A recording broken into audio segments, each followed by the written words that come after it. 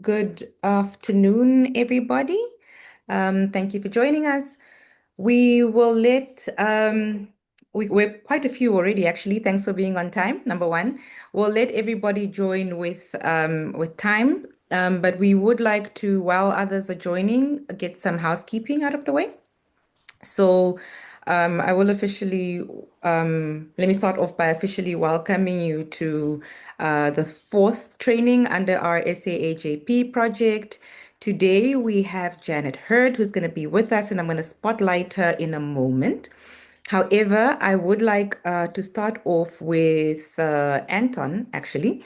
He's going to tell us a little bit about HNF, and there he is on your spotlight. And then he's going to tell us a little bit about the project, and then we'll go into the training. So, Anton? Thank you very much. Um, I'm Anton Harber. I'm the Executive Director of the Henry Nxumalo Foundation, which is the parent body with other partners in the consortium that's running the SAAJP project, as well as other projects I'll mention later. But this training is first and foremost part of that project, where we give grants to journalists to do investigative work across SADC countries. And we've done a first round of these, and we're now entering a second round. And we will be issuing 2 calls a year for the next 2.5 years, for a call for proposals for investigative work in certain Southern African countries. You can see full details on our website.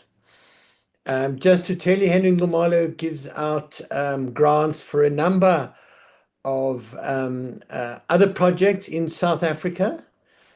And you might also be interested to hear that we're just getting ready to launch a Johannesburg City newsroom called Our City News, which is our newest project. If you live in Johannesburg, please go to our website, see what we're doing. I think it's a very interesting project. As you can hear, we're doing quite a few different things, but it's all in the interests of promoting and supporting public interest investigative journalism. And let me thank Janet, who has been doing editing work for us, for leading this training session and lending us the value of her experience and skill. Thank you.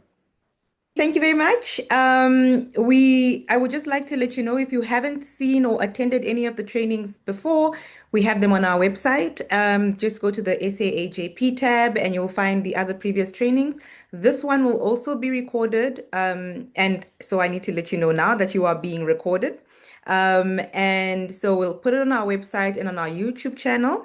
And we will also have the tip sheet and the presentation uploaded as we've done with the other trainings under this project. With that said, Janet is going to start off with a presentation. She would like you to be interactive, so we do encourage that. So she's going to start off with her first part. At this point, you would then be able to ask your questions if you have any direct questions at the time or anything that you would like her to clarify. And then she'll go into a little bit of more information, and then we'll have a Q&A. However, if there's anything pressing at the time while she's talking and you don't want to interrupt her, I will be watching the chat. And so once she gives us a break or an opportunity to ask the questions, I'll also read out your questions then.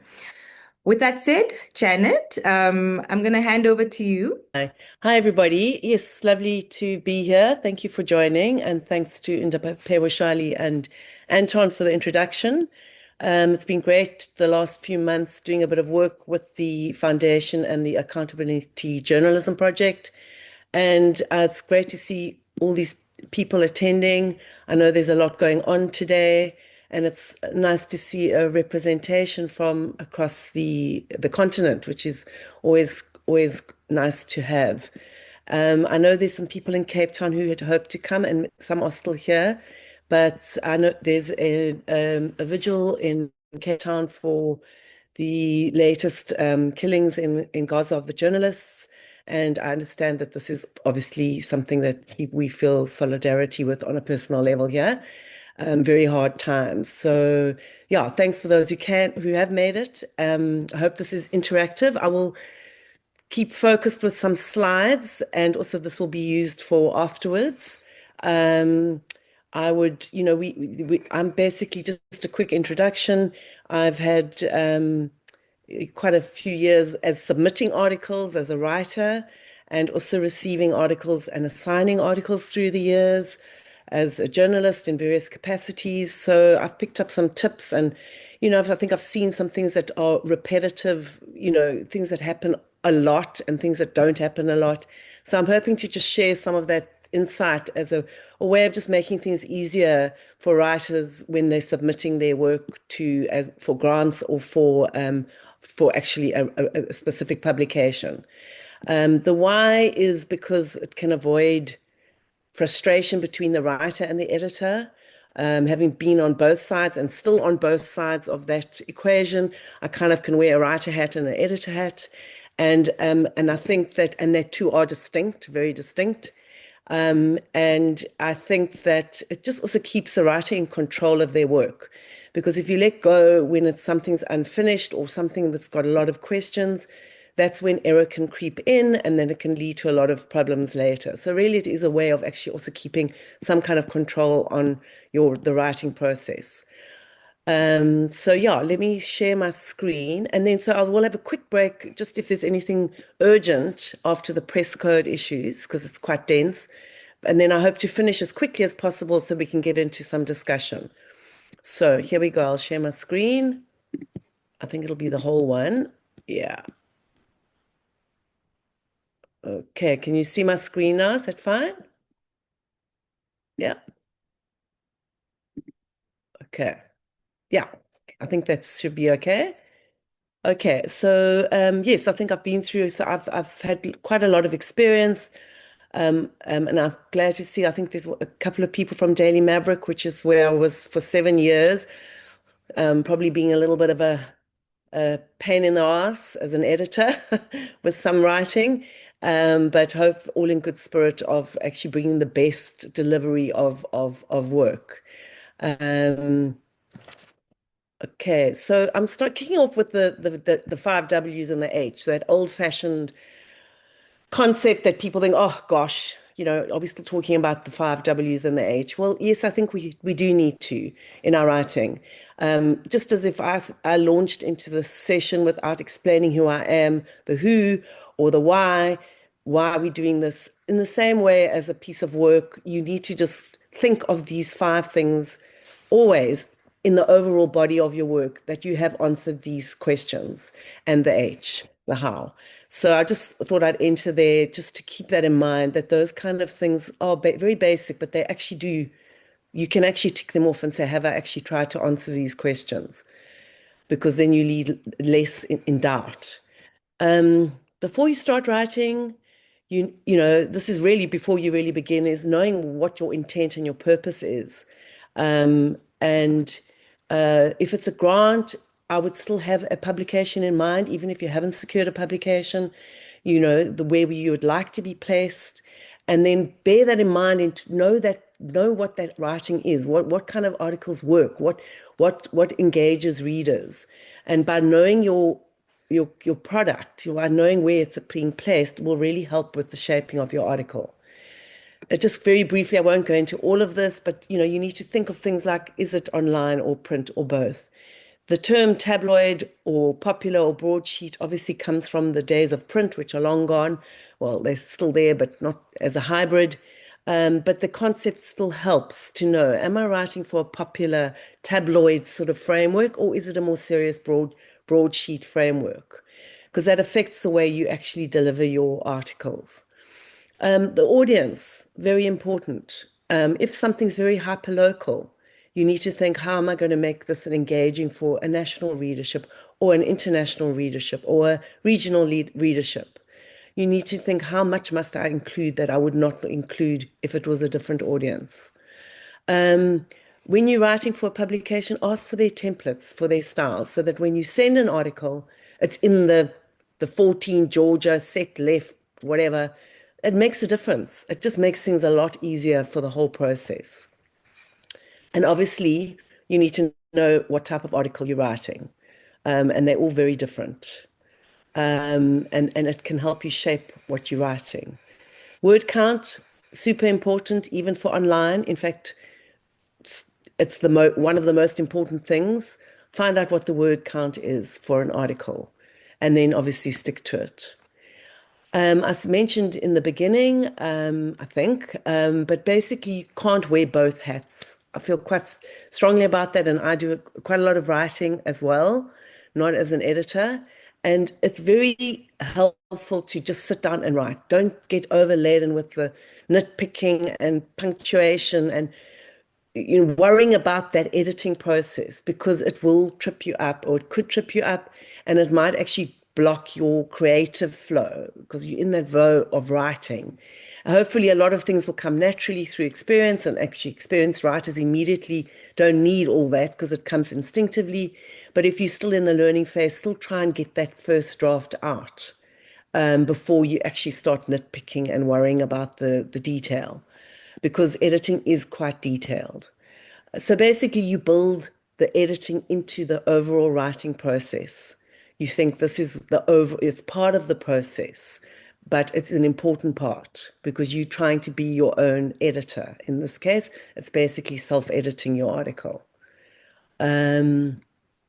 I've just done this little quick thing here.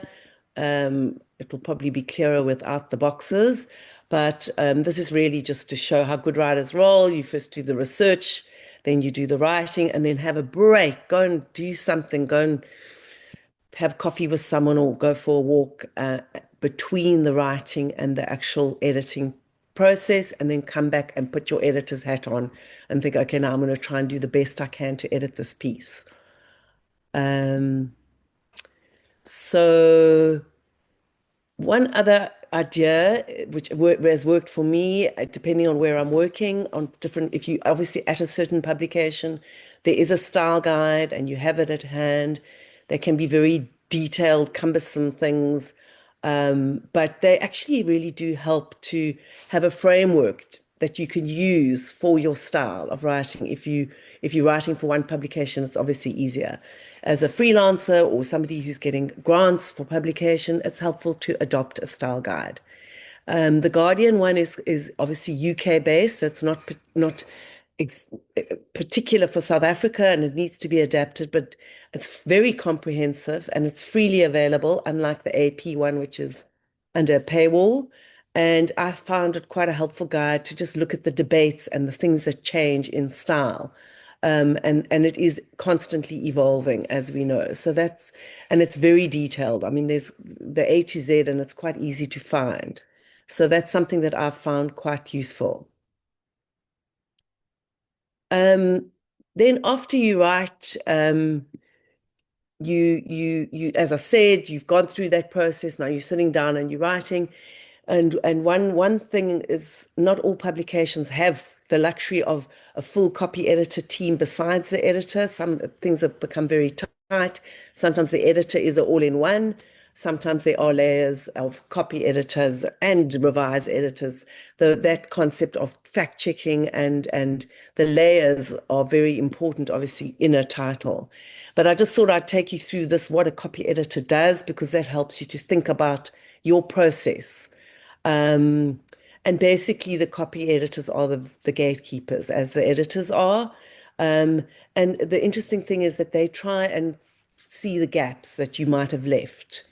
So you're going to be doing that yourself as an editor. What is it that I've left out? Or have I just come right into the middle of a story without explaining where it's coming from? And sometimes you can get so caught up in your head with your writing that you're actually not thinking for the reader. And so that's what you have to separate. Like, am I actually just diving in here without actually giving an explanation? Because that reader is just going to turn off and move on to the next page. They have great instincts for sniffing out suspicious or incorrect facts or things that don't make sense in context. And they are obviously also the final line, or the line with when they're editors against libel, unfairness, and imbalance. So I always think copy editors are the unsung heroes of newsrooms. And I think, good copy editors can really make a huge impact in the overall product of delivery with headlines, captions, and other elements. Although, as I said, nowadays there's a lot of all-in-one encompassed into the process. So when you've written your piece, you need to think, hopefully this will come instinctively, but it's still good to check it. Has the spelling? Have I double checked the names? Numbers. I mean, I'm terrible at numbers. I have to be extra careful when I use numbers. I know a lot of journalists are in the same. So just if you're worried about a number on an annual report, if you've added a note or left off a note, just double check. Just make extra sure that you've double checked that, because that can make all the difference with a story. Then there's punctuation, and I'm not going to go through all of this: grammar, tenses, style. That's all the basics. You just got to really be super careful that you've got those basic rights. Get the basics right. Some of the other things to consider, this is after you've written, as I said. Sorry, I'm just getting something to silence here. Is one of the biggest things is, at the end of the day, have I actually got the right angle? Have I actually given this the best angle, the strongest angle that it deserves? And sometimes it helps to talk to an editor or a friend even and say, this is what I've got, but now really I'm wondering like where I should go with an angle. It really helps to talk your angle through. And that can make and break your story, the angle. It's always about the angle. And it is worth thinking afterwards, not maybe there is something better here. Like maybe there's a detail that sometimes it's just in the granular detail that can actually just bring a story to life, that could change your angle. So really give that a lot of thought. And then, how is my structure, the hierarchy? Is the tone apt? Is it clear? Or am I being ambiguous? And the big thing you're doing is, am I fact checking? And have I given enough context? Not too much, but enough. Is there a pace and a rhythm to my story? Is there repetition? And have I overused any words, or have I ever used things that I perhaps shouldn't? And is it technically sound, which goes back to the basics? Quotes are a big thing, and if there's some people here on this session who know me, I get very involved with quotes, where you can overdo. Don't have big slabs of quotes in copy. It really is lazy. It's just actually cutting and pasting what you've got recorded and slopping it down into multiple sentences, multiple paragraphs. That's not thinking for the reader. So you can paraphrase information and you use quotes for popping out, to pop out the story, to exaggerate, not exaggerate, to enhance the story, and to spell out when it's the voices, your writer, your word and your words versus the source's words. So you separate that. So if there is some very imaginative words used by a source, or very explosive words or emotive words, then it's always better to then put those in quotes. But you can't, but otherwise paraphrase. So yeah, quotes are very, very essential writer tool to really spend some time thinking about the quotes. If you do use a quote, it has to be the full quote verbatim. If it's behind those quotes, it has to be exactly how the person said it. Obviously, there's leeway in terms of grammar sometimes and things like that. And sometimes people, if it's not their mother tongue language, there's translation issues. But all this needs to be taken into account, that are you quoting this person accurately, or are you misrepresenting the actual quote? So quotes are a big thing. Then the 5 C's, a simple way to think is, am I being clear? Am I being consistent? Is my article correct? Is it complete? Is it concise? There's a lot more other C's you can add, but those are the key. Lovely quote from Dr. Sears about the importance of words and making every word count and not overdoing it. So the writer who breathes more words than he needs is making a chore for the reader who reads. So again, it's thinking about the reader here, not about yourself, not about your sources, but about the reader. And it does mean every word counts, kill your darlings. How you do this, there's various ways. You can actually become obsessive, and that's not a good thing, where you cut and then you tighten and you tighten more and more, and then you end up can over tighten, and that's a whole nother conversation really about letting go. But that is one way. Think, how can I say this differently? Have I mentioned one adjective more than once in an article? And you can actually do a check, actually do a word search. And sometimes you'll find, oh my goodness, that's embarrassing. I've actually used the word frustrating 10 times. But sometimes if you don't do those little checks, you're not aware. And again, as I said, use the quotes with intent. You can cut a lot of copy by just being more intentional with your quote and paraphrasing. Hyperlinks for context for online, hugely important for attribution also, but for giving people an opportunity to look elsewhere beyond your article. Intro, hugely important. How does it read out aloud? That's what I do. I know some people will laugh at that, but it really does work to read out aloud. And then something will suddenly you'll realize, oh my gosh, it sounded good, but actually when I'm reading it, it's convoluted or it's too long, it's too complicated. I've put too many facts in. It's getting confused. So there you go. Simple ways to read it out aloud because it immediately sometimes pops out at you. And you don't want to overload the reader with too much in that intro. You want to keep it simple, short sentences generally, but again, there's no rules here. You change as the need is. Avoiding peculiar words definitely helps because a reader who doesn't know that word might just move on straight away. Unless it's got an intent, you're trying to bring them in with an intent to use that word. You want to grab attention in that intro, and then you want to keep the attention. So that keeping their attention is you want them every paragraph, you want them to read on to the next. You don't want to lose that reader. So that's the whole intent, to give them something to want more. And obviously in the intro you want to make an impact and being generic doesn't help. Okay, so here's the press code, which I'm going to go through and then have a 2-minute pause if necessary, because I'm mindful of the time. I want to be done within the next 15 minutes total.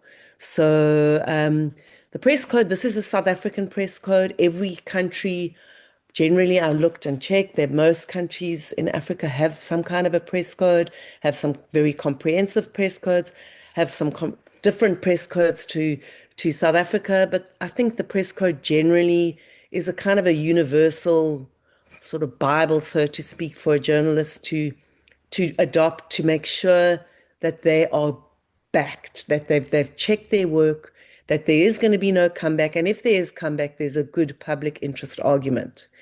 Obviously, some press codes are different with regard to things like hate speech, and I know there's some countries with like insult laws. South Africa has a very a bold press code, I would say, in terms of freedom of expression.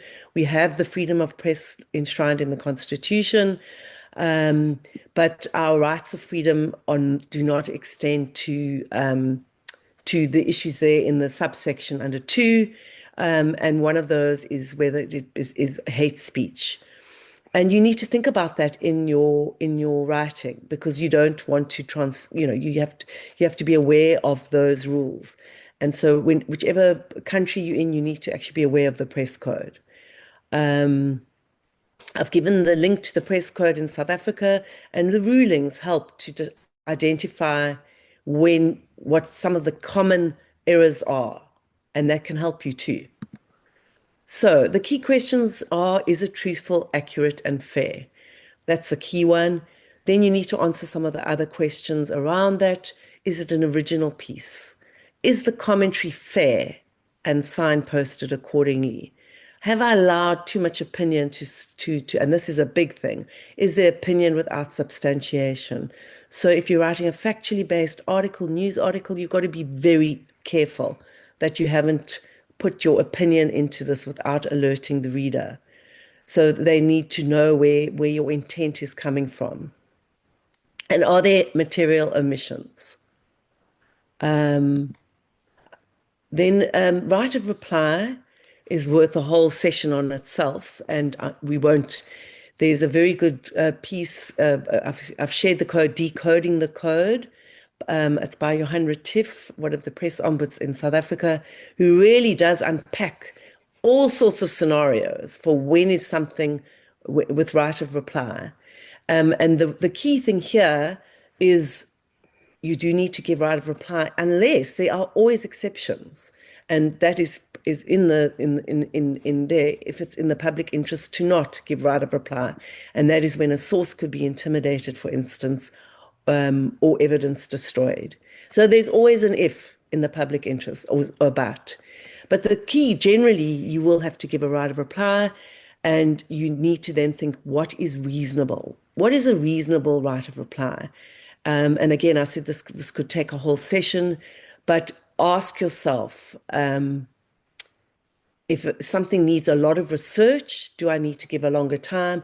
Or if there are serious allegations being made, you'll need to give them a person and generally overall it has to be reasonable. And that's the question that will be asked by the Ombud and others. And that is the first thing that people will take you to account if you haven't included. And it's often bad people in investigations get off by going to the Ombud on a tiny technical issue, but it undermines the whole article, which is actually all correct. But they've tripped up on one little issue, and often it's around right of reply. So be super careful that you've actually covered yourself, because that's people with bad intent are going to do their best to call you out. You need to approach the right person for a while. And you need to use multiple types of communication. Don't just send off an email and then say, oh, well, I didn't get a reply after 48 hours. You need to follow up. You need to follow up and make sure that they've actually even received the email. Other questions are quite basic. I'm not going to go through them all, but I've just kept that there. You need to make sure that you ask the right questions. Okay. Then, have I disclosed? Conflict of interest is a big thing. If you've disclosed, it's all about disclosure there. There's a whole separate section in our press code. And have you disclosed any funding towards this article? And then you disclose it, and then that's why always at the bottom of articles from the Henry Nxumalo Foundation, there's always a disclosure. This article has been funded by the foundation, etc., etc. If you go on a trip with somebody paying for that trip, you disclose. These things really make a difference and are important for accountability, because it can actually undermine your whole article if you didn't disclose. So then there's issues around privacy, which they are very big. It can be quite a difficult terrain. You don't generally release somebody's ID number. You don't release addresses, but you always have to think, what is the public intent here? And then you also need to check if you need to go to a lawyer. Have those things in your mind if you need to have a check. But you will obviously do that in consultation with an editor. A bit of a minefield, the privacy things, and you need to think carefully about the amount of information that is necessary. So sometimes in documents, there's a lot of detailed information that sometimes needs to be redacted. Anonymous sources can't survive without them. They've given what investigative journalism could definitely not survive without them. And whistleblowers, the two key things is to protect them. Never burn a source. Don't go to a pub after you've met someone and tell people, your friends, your mates, even often your colleagues, who that source is. Only the editor needs to know your source. And you really need to protect those sources with everything you've got. Everything you've got, because they're putting their life on the line for you and for the public interest. But you also need to interrogate the use of these sources, and there's very strict rules around using their sources, and you must be very careful. You need to corroborate a source. A source is not just a source because they tell you something. You need to have other information. Okay, children, I'm not going to go into because it's very clear. Under the age of 18, you've got to be very careful about quoting children, photographing children, doing anything with children. And it again can be a minefield to navigate, and you need to think carefully when using children, because children, they've got, in South Africa, they've got a lot protection for good reason, for very good reason often. So you've got to be extremely careful there. So I was going to have a pause here, but I'm actually almost done. So I think I'll just go through unless there's anything absolutely urgent to go through. Shall we just complete? I think there's I don't see any hands, and I also don't see any questions in the chat. So I think you can go ahead. Thanks. Okay, good. So yeah, so there's a lot to think about in this whole thing. There's just been a few things that have helped me through the years. And one of them is show, don't tell. If somebody is angry, show that anger. Make them feel that anger. There's a great quote from C.S. Lewis here, because he says it's actually like you're making the reader do what you want them to do by telling somebody that they're angry. Rather just describe it. Bring it out, bring it alive, make it more visceral, so that you don't flatten the story with these adjectives that actually have little, it doesn't really ring true to the reader. So you need to show, don't tell. There's also a few other things. Follow your gut, obvious. Listen to that little voice. If there's something niggling you, don't ignore it. I've learned this the few times that I have tried to ignore things. I've regretted it. Rather raise it. Just bring it up, even if you're a pain in the ass. Do it. Don't hold back with things that are worrying you. Use app comparisons and percentages for impact. All too often, people write stories saying 12,000 kilometers of rail line has been damaged in a province or a country. So I'm not thinking of scale here. But exactly that. You've got to think of scale. How much? What percentage is that overall? Because otherwise it's just a number. So you need to compare something. If there's a decline in something, compare to what? Compare to last year, or compare to this figure, or compare to a total number. All too often I see submissions where these things are not included. So then the editor's going to say, but what do you actually mean by this figure? Why have you included it? So that's, for me, one of my bugbears. If in doubt, leave it out, as I said. And this is obvious, don't assume, always question, connect the dots, follow the money. And then after all this, you think, gosh, I've got so many things to think about. Is there anything less? I've got nothing less. I can't write. I'm going to get stage fright now. And then I've included your analysis paralysis. You need to know when to let go. At some point, you've got to let go, trust your instinct, and know that you've done your best. Another important thing, especially in investigative journalism, but in all journalism, it's everything we do. We are speaking truth to power. And Chinua Achebe put it really well by saying, one of the truest tests of integrity is its blunt refusal to be compromised.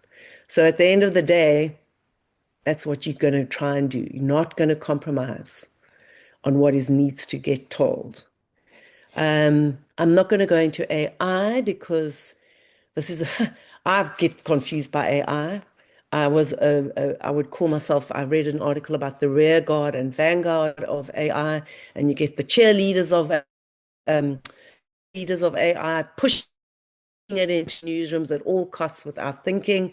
And then I think that I was a bit of a rear guard, and I've shifted my feeling. A rear guard would be someone who's fearful of everything And no, no, no. And in fact, no, things have shifted. We have to be amenable and open to what's out there. And AI is incredibly useful for so many tools. A lot of what we do is using AI all the time as a tool. So it's just to try and keep in control of the process. In fact, not try, you need to be in control. Whatever you do, you need to be in control. And you need to be careful because all too often an AI tool can slip you up. And that is a given, and we won't go into that, but incredibly careful what tools you use. And as I've said before, now it's shifting sands, constantly changing, and you need to be very suspicious. All too often, and it's incredibly, the most important thing is to know the tools that you are using. The Press Council has guidelines on that, and there was a very useful. I see the Southern Africa Accountability Journalism has a training session on their website about the use of AI. So I think I'll leave that there. I've got quite strong views on it, but I think that we are all open. We all need to keep alive to how things are shifting and where we fit in to that process. Finally, before hitting send, make sure you've got a headline and a blurb. Make sure the photos are there with captions and sourcing, graphics, maps, other elements. Make sure you meet your deadline, that you stuck to your word count. Make sure that you get a confirmation when you submit your article, and ensure the editor is aware of everything they need to wear. Too often now with the breakdown of newsrooms, there isn't enough conversation.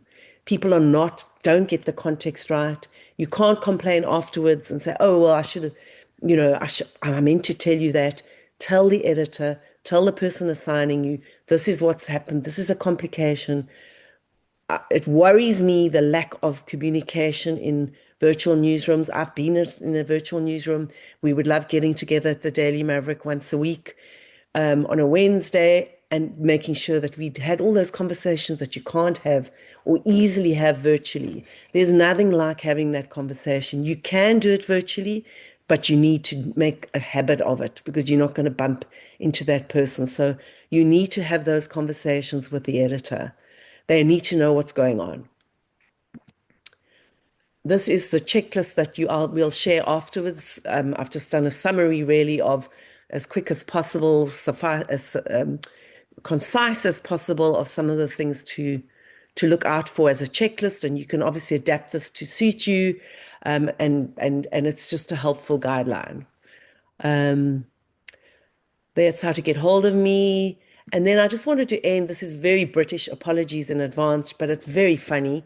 And before we start the conversation, I thought we could have a little icebreaker. It's about a minute long, and it's basically to also pay tribute to people whose language, English is my mother tongue, very lazy English speaker.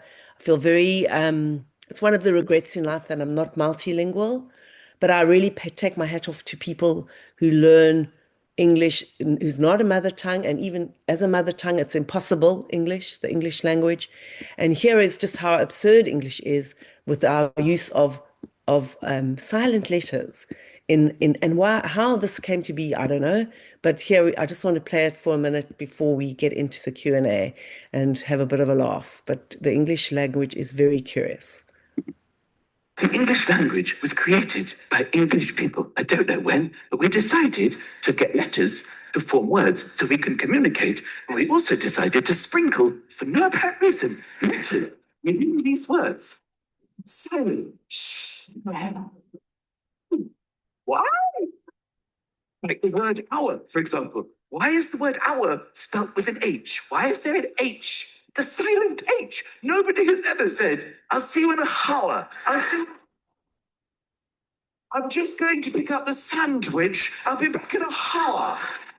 Half a hour. Half has an end in it. It's like half a hour. What is the journey? About half a hour to a hour. The sandwich shop is half a hour away. It's a waste of everybody's time. Well, subtle. Would anybody object if it was spelled S-U-T-L-E? Not a single person would. But there's a B in the middle going, shh, just ignore me. Just ignore me. You said it. I've been left here, left behind. I don't know, I was destined for another word, baboon, but here I am. How I long to be in the word baboon where I have a purpose. Okay, so yeah, that's me. Open up to I must get out of the shared screen. Hold on. Stop sharing. There we go. Yeah, no, thank you for that. I know it's a lot, so can digest it all and go into it'd also be nice to share in the chat if you don't want to say anything, just where you're from, and just so people can know that there's an interaction. I see there are 48 people on this, which is fantastic. So, Ndapewa Shali, shall I go straight into Q&A, or do you want to intervene? I can intervene.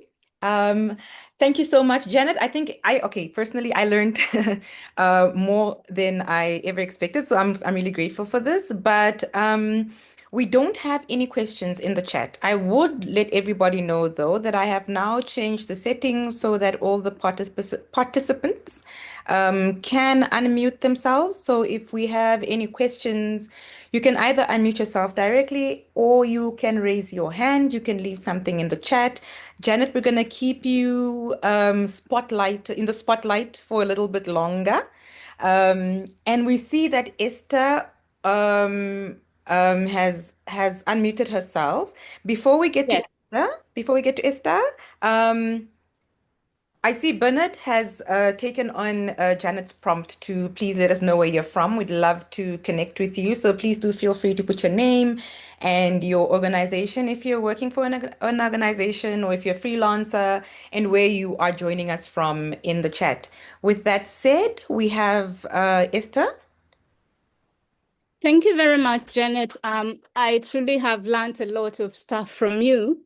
I'm not an editor, but a freelance. And one thing that I usually do, because I write for many publications,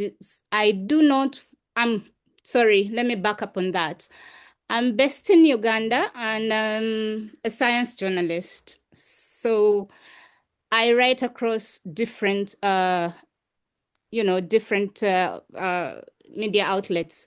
But one thing that I don't want to do is to write a headline for my stories. I usually prefer to give the editor a chance to read my story and sort of propose the headline, because in my head I'm thinking, what will the editor do if I also give her a headline? So I just wanted to comment on that. Is that a bad thing? And some of them return my copy to me and say, suggest a headline and a blurb, but some of them actually do write the headline for themselves. Thank you. Okay, thank you, Esther. And it's nice that you're representing Uganda. You're absolutely right. It's the editor's prerogative, the headline as well. I know Andisiwe Makanana has a thing. She's a journalist in South Africa. I'm not sure if it's still there, but for a long time she had on her tweet, when she tweeted, she would one of her payoff lines was to say, I write the story, not the headline. Because all too often the headline is the one that causes the drama in comeback. And so I've always found that she had that for years on her X. But it's quite right it's a proposed headline. I think it does help to frame an article in your thoughts, to get a feeling of where you're going, but definitely not writing the headline first. That could be a big problem, because then you're going to make that article try and fit that headline, and sometimes the facts don't warrant it. And that's often a thing with, pitfalls of some of the articles that have gone wrong over time. It's because sometimes it's the editor who wants an article to fit a headline, and that article just doesn't fit. So I think it's a good point you've raised. I'm talking more about a proposed headline. It can be a working headline, but that's a good point you've raised. It's not essential to put a headline, but it does help to frame. It's a form of framing. That's how I see it. You could even give a couple of ideas. And sometimes I find often when I'm writing also, it's hard to think of a headline. And Whereas an editor, they'll read an article and it'll just jump at them. And then when it does that, it's often because it's been a well-written story. So yeah, it's just a device to use, but that's helpful too. It's worthwhile input. Thank you. Okay. Thanks, Janet. Would you like to? We have a couple of questions in the chat. I'll take my guidance from you. Thanks. All right, sure. So no one else has unmuted themselves for now, but we do have some comments and questions. So we have Collins from Malawi. Okay, we have someone from Pretoria, Johannesburg. We have a question. A comment that was great. Thank you, Janet. I have two questions. As a specialist media writer, how do you balance between medical terminology while making it understandable to the reader? It is a constant battle. The second is linking paragraphs. Sometimes it's difficult. So would you like to tackle that first? Thank you. Is that from Kathy? Thank you. So yeah, look, this is one of the big things is trying to de-jargonize technical terms without dumbing them down so much that you oversimplifying. And in medical journalism would be the key example. And again, so there's a couple of things to say there. The one is that, again, know your audience. Who are you writing for? If you're writing for the Lancet, there's a certain level of expertise expected from the reader, and there's a certain style that you would employ. If you're writing for an online news site where it's people with very, just like you and me, expertise, then you really do need to always explain and avoid, the medical terminology that only doctors know. So, but you as a writer need to understand what it is that you're saying. And that's where I think the trick comes in, that sometimes with medical stuff as well as financial journalism, you can really trip yourself up and the reader up if you actually not really understanding something yourself. And I think this applies across, not just with medical journalism. So that's why having specialist journalists in certain fields, there's nothing like that, because they learn to become experts in legal law, for instance, in law, or in the environment, or in education. So it's great to be a jack of all trades, but speciality really does give you that grounding to be able to translate that complicated subject matter into a way that every person can read.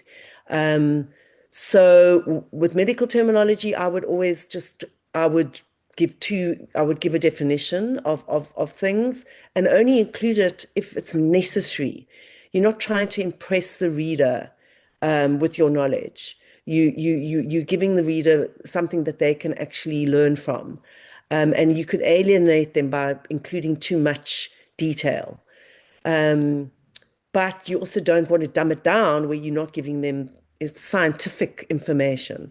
And I think that is important, the science of a reasoning for something. And obviously this came up a lot during the COVID era, where it was very important to understand the science, because otherwise people lack that context, and then you can lead to a whole lot of other issues. So it is a constant battle.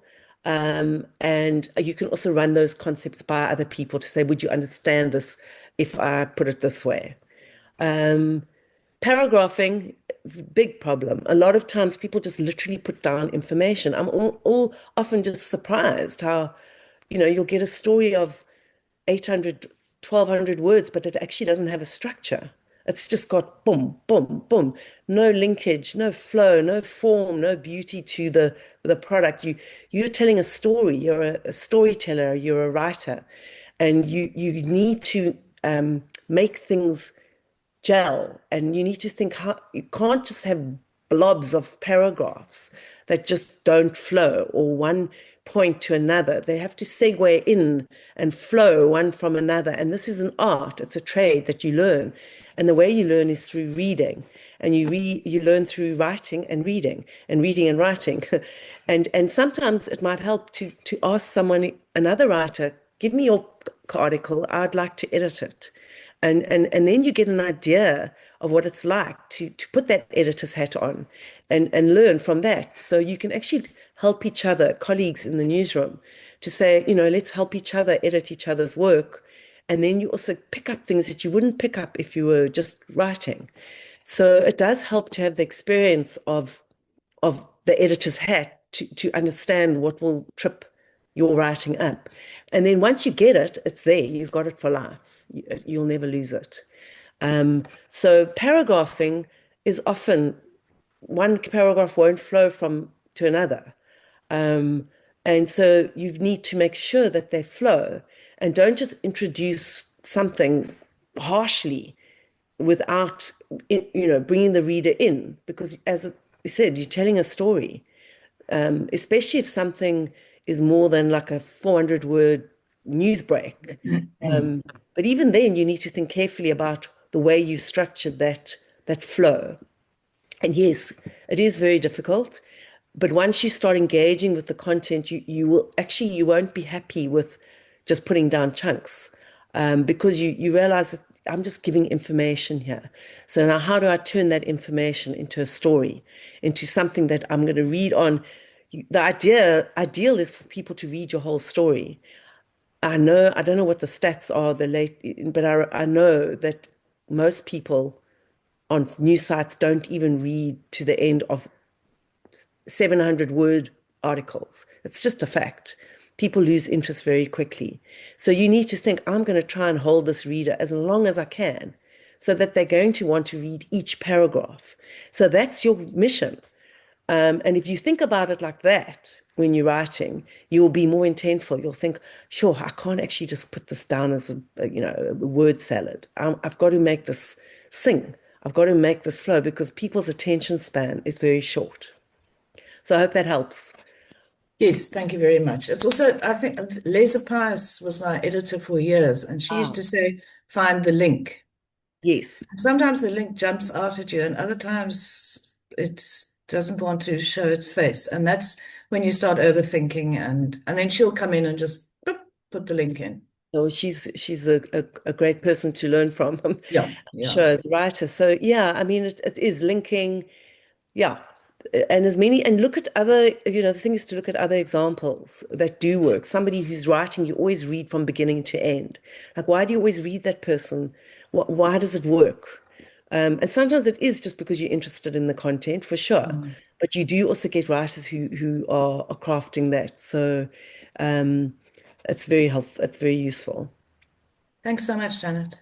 Okay, thank you, Kathy. So we have a comment from Fiona from Oxpeckers. She says, as an editor, I always suggest our journalists write a headline. It helps to focus the top of the article. And then there's another comment. Let me just yes. So there's another comment also speaking about headlines from Colin, saying it's a working headline, hence subject to change, but it makes I guess makes us focus. And then there's another comment, I guess a comment and questions from Donald, who says, all right, I see your hand, Lindsay. So Donald is a freelance journalist from Kenya.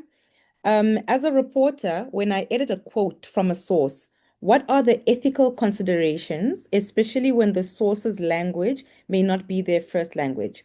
Does the potential to clarify the meaning and improve readability justify editing a direct quote? And what are the boundaries that should ensure the original intent and factual accuracy of the source's quote are preserved? Thank you for your robust insights, Janet. Thank you. No, that's hitting the nail on the head in terms of the issue of quoting, and it can be very tricky, especially as you said, when the source's language may not be their first language with translation. It is it's very tempting. Let's put it this way. It's very tempting to rewrite what someone's saying because you think, oh, I know what they're trying to say. Um, and or sometimes you really know for sure what they're saying, but they haven't said it in exactly the way, in a beautiful way or a way that flows, and you're tempted to rewrite it. But actually, the quote, the things that are behind quotes have to be as the person said it, but you also don't want to make them sound stupid just because it's not their home language. And I think that's what you're asking, Donald, partly. And really, it's not you. That's what you shouldn't do. You're not trying to make someone sound stupid, because or if someone uses and and all that all the time, you don't need to include that. So there is a bit of a sense of, what is sensible and what is reasonable to do when you're quoting someone. But if it's not their first language, I think sometimes you need, and so you need to make sure your translation, where you're translating, is correct. It also helps to explain to the reader that this person, speaking in whatever language they were speaking in, and that you are translating it. It just helps the reader to know that, because then there's another layer that they're understanding in terms of where the person's being quoted. Does the potential to clarify meaning and improve readability just justify editing? So I would edit when someone has said something in a very convoluted way and you're absolutely sure what they're saying, then that's why I say use indirect quotes, because then you can say it in 2 words, one phrase, instead of like a whole lot of sentences. And that is your job. Your job is to craft a story, but you don't want to hack them or unnecessarily or misquote them or mislead the reader. So it's a tricky fine line. You have to constantly weigh it up. And that's what I'm saying, but you need to use those quotes with intent. So the intent needs to be, I am quoting this person accurately, whether it goes into indirect speech, because even indirect speech, you have to still be accurate. You can't misrepresent them. So it's just that in a quote, it has to be their words. And a very effective way of using direct quotes is to bring that person's personality out or their expression out, that to distinguish it from your own. So it's not a word that you would use, but it's a word that the source used, or it's a very explosive word. You certainly have to put that in a quote. But sometimes you can use it just in 1 or 2 words. So yeah, the boundaries are quite simple, really, but it's complicated in practice, that you just have to have the original intent of the person that you're quoting. And it can be misleading. Sometimes you can misunderstand or mishear what somebody's saying. So it's always best to go back and ask them, something's worrying me about this quote that you told me. Do you mind just clarifying for me that I've understood it correctly? I mean, that can really, I'd rather do that before than after. And sometimes in going over your notes, and I mean, now is the otter, you'll get your transcription. Got to make sure, 100% sure that the transcription is correct. And then definitely don't hold back in going back to the source and saying, this still it's not coming across correctly for me. Can you just clarify? I hope that helps, Donald. Okay, thanks, Janet. Before we get back to the questions in the text, we have Lindsay's hand up. Lindsay, you can unmute yourself. Hi, Janet. Lindsay Shooters. I'm a business journalist at Daily Maverick. So, I've also been in the industry for way too long, reporting on engineering and science and all sorts of fun things. And thank you very much for all of the insights. On the topic you hit about storytelling, I think a lot of young journalists today and a lot of editors, older editors as well, are starting to lose focus on the role that we're playing in the media landscape, where you have all of the social media stuff, and then we out there trying to report like the truth.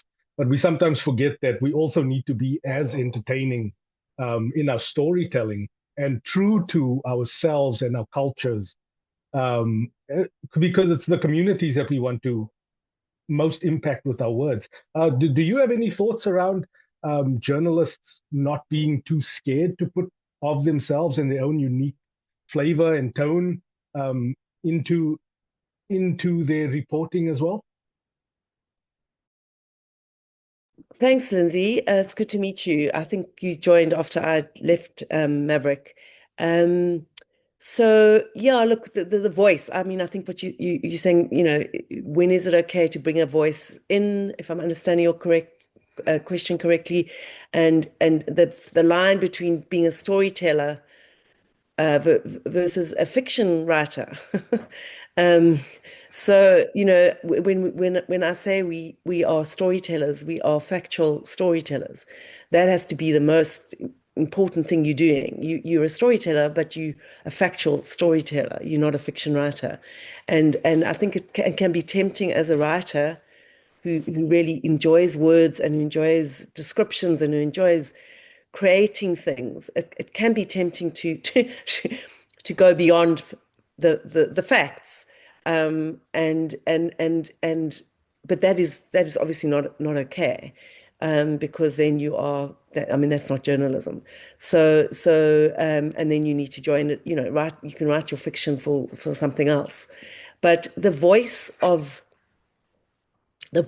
in a piece is a very interesting and difficult one to analyze, because but I think as long as the reader, it is important to try and have a voice, but it has to be in a certain style of writing. I think as long as the reader knows, okay, this is an analysis piece, or this is a opinion piece, or this is meant to be sort of tongue in cheek, then you can have more of a voice. I'm quite old school in terms of, and that's just me. And again, it's all different. It is important, to when you're writing a factual news piece, to try and be as balanced and factual as you can. And in doing that, it can be it can mean losing that voice and losing that storytelling ability, but it shouldn't do that. And you can see really well crafted journalistic articles where the voice is there. You can feel, or not the voice, but the energy of a story is still there. It doesn't mean you have to bring your opinion forcefully into the story, as long as you have corroborated what you're saying.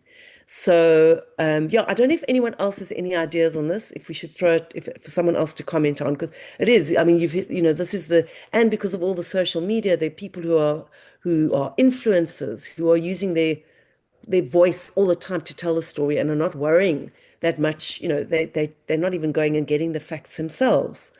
They're drawing on other people getting the facts. But at the end of the day, as truth tellers, you've got to be very careful to stick to the truth.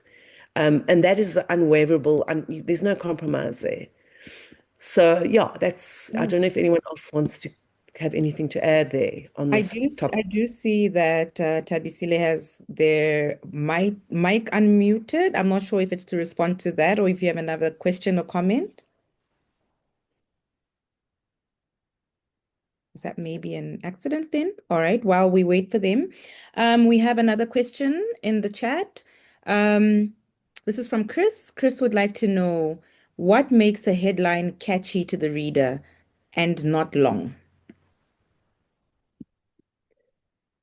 Okay, sure. There is a thing about not having long headlines, for sure, to catch the reader.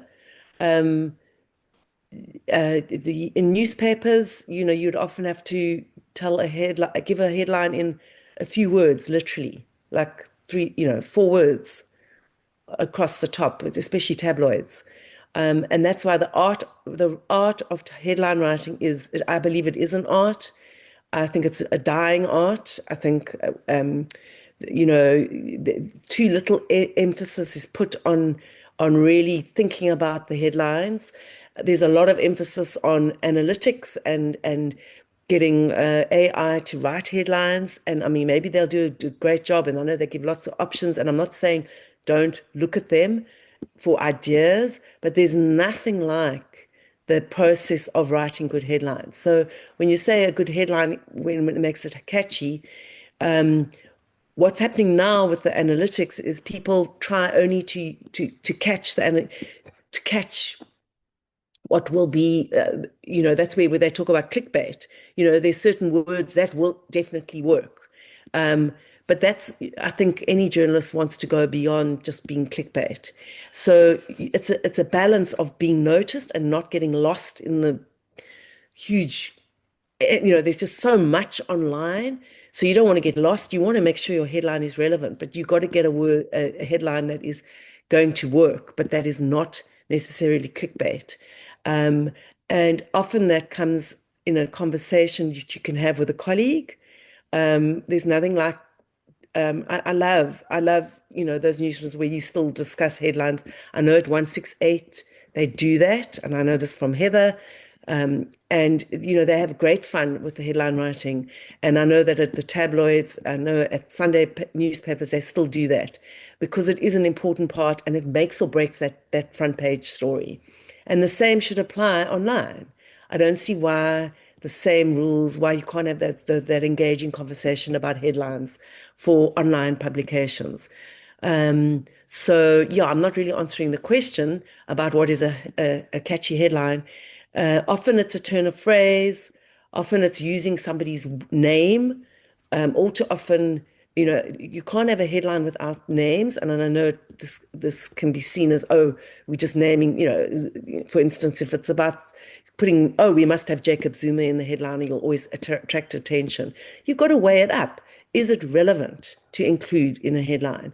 So, but names obviously work because people won't, draw attention to a person. But that mustn't be abused.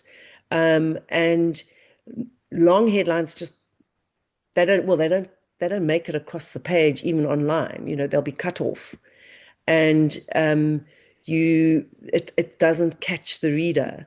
So headlines definitely you need to look at that headline, and really every word counts in a headline. And in print, you used to have, you'd have to write a headline over 2 columns, literally 3 decks, 2 columns. And that's where the art of headline writing came in, because that is a really hard thing to do. Sometimes the person's surname doesn't even fit in the headline. And then you got in that line, and so you can't use that person's surname. Literally, that's what happens with print. So headline writing was an art that needs to translate online. And I'm not sure how well we've done on that. And that the art of the headline writing isn't necessarily being transcribed in online, from print to online. So and I think that it's a part of journalism that we must never lose because it's so important. Again, I don't think I've answered your question sufficiently, Chris, but the headline writing, it's a lot of things. Sometimes it's to catch a phrase, sometimes, and it's just making sure that you've included the most important information that's going to catch the reader. And generic headlines are not going to work, not going to catch a reader. Okay. Thanks, Janet. We have one last question, I promise. Well, I can't promise for everybody, but there's the last one in the chat. This one comes from Bernard, and he'd like to know, well, he says, we have some countries where press freedom is under threat. At times, we pitch stories from such countries.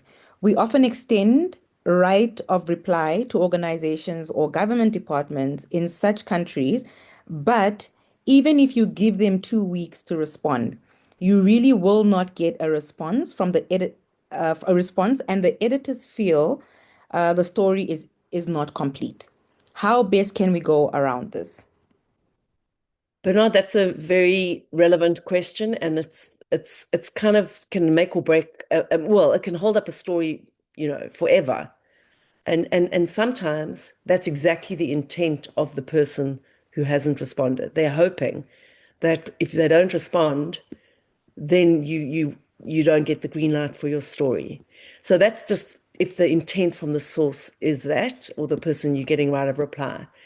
And I know in some countries it's virtually, it's really tricky to get official information. Sometimes not even very controversial replies. You're not even seeking, the most controversial. Your article's not even naming and shaming people, but you're giving them a right of reply because it's an important part of the story on an investigation you're doing. And it's not even right of reply. In a way, it's just a response from a key government agency who's involved in a story that you're writing. And often that is the information you can't get. So this is one of the frustrations of being, a journalist, trying to get sources and information, mostly, especially from government sources, obviously the private sector too. And people use various devices to try and not answer if they're trying to hide something. Or sometimes, let's be honest, it's just that there's a radio silence and there isn't a good communication system to respond. So all too often journalists are ignored. And all too often younger journalists are ignored and fobbed over and not being taken seriously, or unless the contact or the government source knows who you are, they won't respond. There's a lot of favoritism. There's a lot of, it's just, they're not, often spokespeople are not doing the job that they're employed to do. They're just not responding. They're not being the spokespeople. They're doing it on their terms. A lot of spokespeople just want to be in front of the TV camera, and so they find the written responses they don't want to do. So to try and answer your question, there has to be a cutoff for when a editor is prepared to publish and say, well, as long as we've done our absolute best and we've got a paper trail that you have done your best, you really have picked up the phone, you've sent emails, you've tried to get alternative numbers, that you have tried your best, because this is the important thing, that you need to be able to say, I tried my best to get comment, and there was nothing. It was radio silence. And then you show what efforts you took to get that comment. Then I think at some point, if the rest of your information is bulletproof and you're confident of it and you've copper bottomed it, then you then have to indicate when you publish a story what efforts you took to get the reply and how you were stonewalled. And in that case, that speaks a lot for itself. What also often happens online is that you publish and then you publish the response after publication. So the editor will weigh up, should we go ahead and publish a story without this comment? And it has to be a considered decision. And sometimes they will go ahead. So then I would argue, in your case, if you have that thing after 2 weeks, you need to say to the editor, let's have a conversation about it. This is the steps I've taken.